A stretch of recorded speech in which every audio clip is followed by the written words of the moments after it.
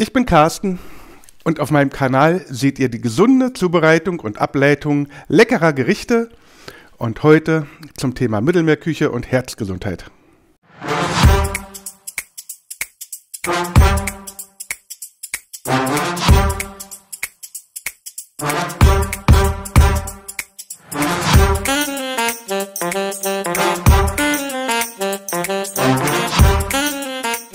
Herzlich willkommen, meine lieben Freunde des guten Geschmacks, zu Ratzfatz Schlemm. Lecker Leichtes aus Grill, Pfanne und Ofen. Wer mich schon ein bisschen länger verfolgt, wird gemerkt haben, die Videos kommen im Moment so ein bisschen sporadisch an.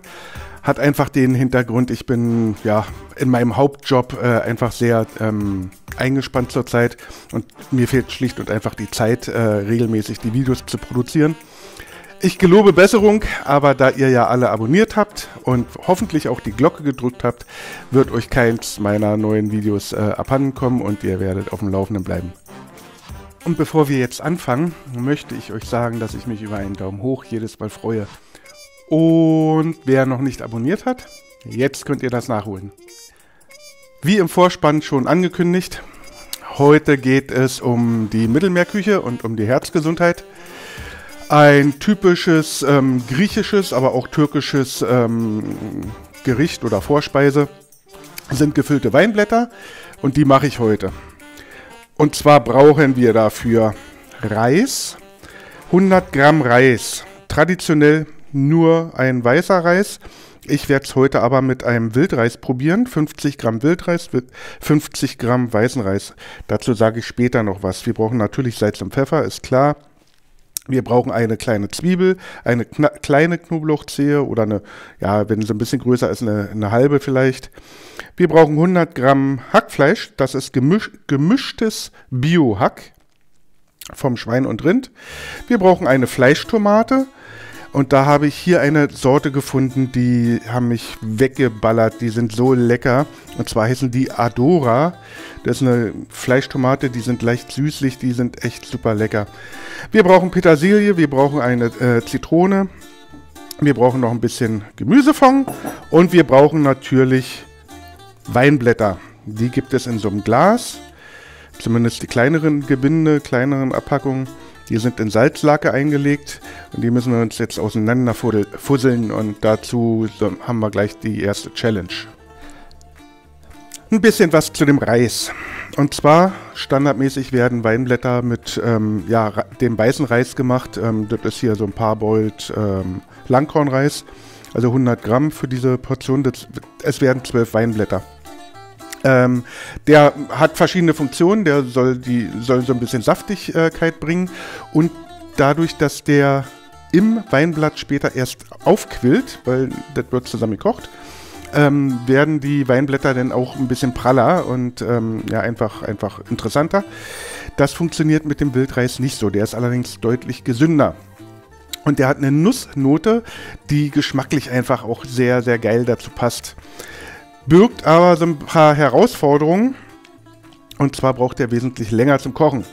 Der braucht etwa 40 Minuten, damit der muss dann aufplatzen. Ansonsten ist der sehr hart und schmeckt nicht. Das heißt, wir müssen den vorkochen. Und zwar werde ich den jetzt damit anfangen, werde den für 20 Minuten vorkochen. Und dann kommt der später dazu zu der restlichen Füllung.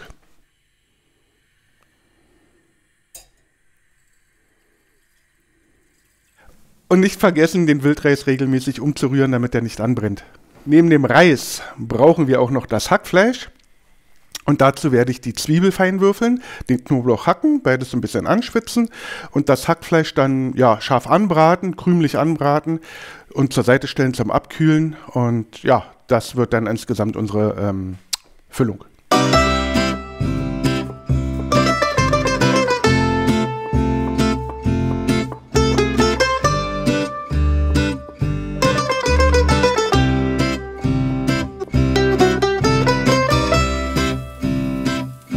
So, wenn wir anfangen glasig zu werden, dann kann das Hackfleisch mit rein.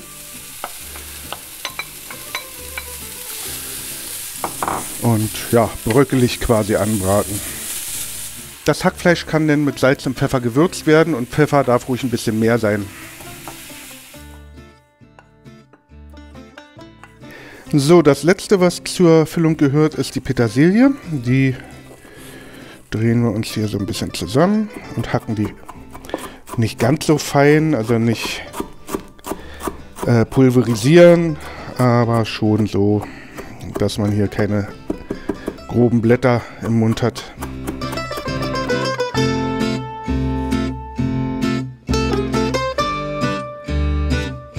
Der Langkornreis, wenn man jetzt keinen Wildreis nimmt, dann also 100 Gramm, kommt einfach zum Hackfleisch dazu und das ist dann unsere fertige Füllung.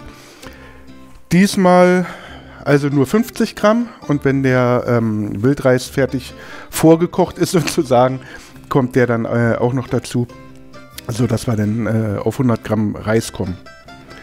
Und der wird einfach trocken dazu gemischt und drunter gehoben. Und der Wildreis auch gleich.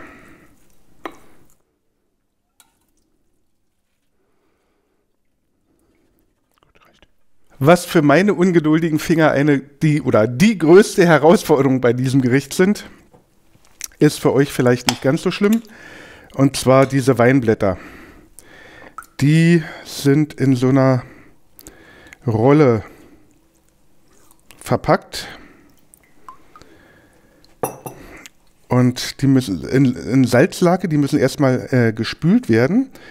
Wer möchte, kann die auch nochmal so für 5 Minuten in kochendes Wasser geben. Aber was ich meine, die größte Herausforderung ist, die ohne dass die zerreißen, auseinander zu bekommen. Das ist nicht ganz so einfach.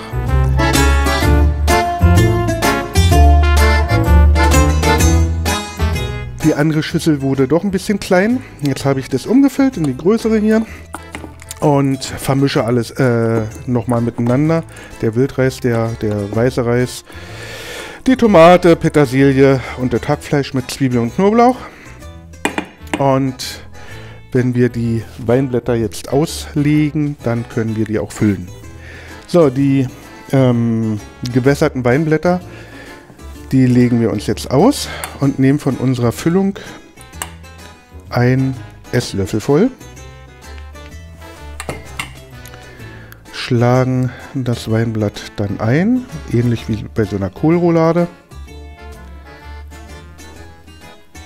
Und drehen es mit ein bisschen Druck zusammen. Und wenn es dann zusammengedreht ist, positioniere ich die hier in so einem Topf, bis der voll ist. Und dann geht's weiter.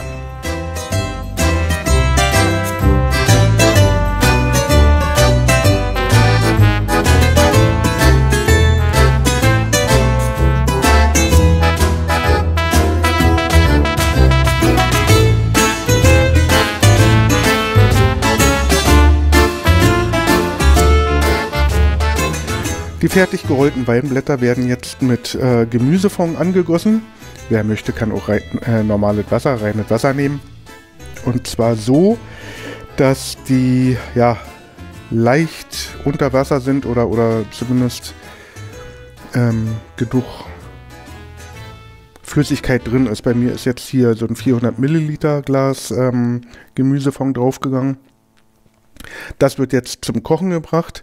Vielleicht kippe ich noch einen kleinen Schluck Wasser hinterher. Das wird zum Kochen gebracht, kurz aufgekocht, vorsichtig und dann bei niedriger Temperatur so 20-25 Minuten lang simmern lassen, bis die Flüssigkeit aufgesaugt wurde.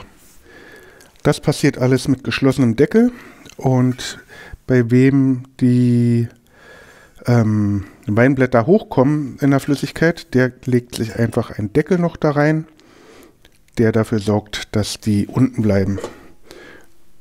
Und dann wird das aufgekocht und 20 Minuten ziehen gelassen. In der Zwischenzeit bereite ich die Soße dafür vor. Die ist ganz schnell gemacht. Und zwar eine Zitrone ausgepresst, den Zitronensaft mit Olivenöl verquirlt, bisschen Salz und Pfeffer ran, das war's. Die fertigen Weinblätter werden damit übergossen. Das gibt nochmal so einen zitronigen Geschmack. Lecker.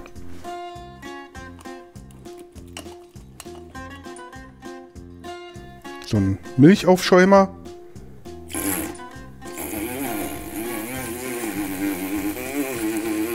Und lasse so ein bisschen Öl. Ui, der ist aber. Bisschen Salz und Pfeffer ran. Und das war's.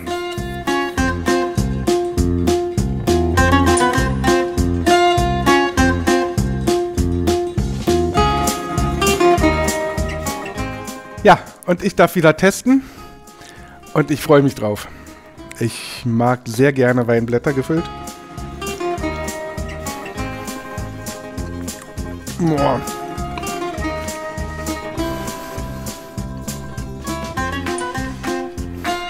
Oh, super.